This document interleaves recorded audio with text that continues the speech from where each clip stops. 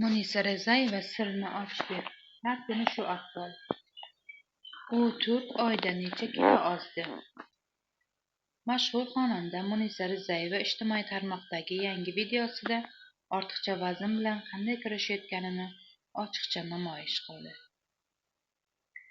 Video kadrlarida xonanda hovlisida o'rnatilgan yugurish yo'lagida mashq qilar ekan, shunday deydi: "Hammaga salom, mani ko'rib turibsizlar, har kuni shu ahvol. Sport bilan shug'ullanaman, dieta ushlayman, trenirovkalarga boraman. To'g'ri ovqatlanish, ko'proq suv ichish, doimiy shug'ullanish. Shu sinovdan o'tmoqdaman. Mana shuncha kiloga 4 oyda ozdim."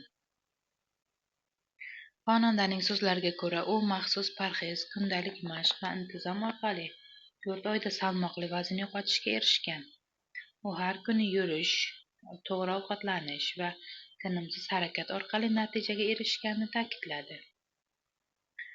Uning mashq paytidagi videosi muxlislar orasida ijobiy munosabat uyg'otdi.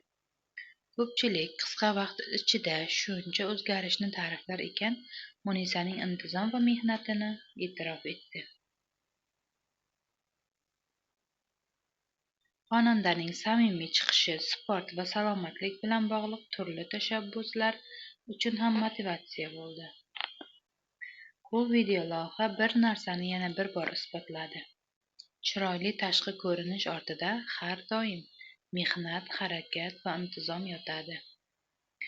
Siz nima deb o'ylaysiz? Shovqinsiz natija qilish mumkinmi? Munisadek so'zsiz ishlash kerakmi? Kommentariyada fikringizni qoldiring.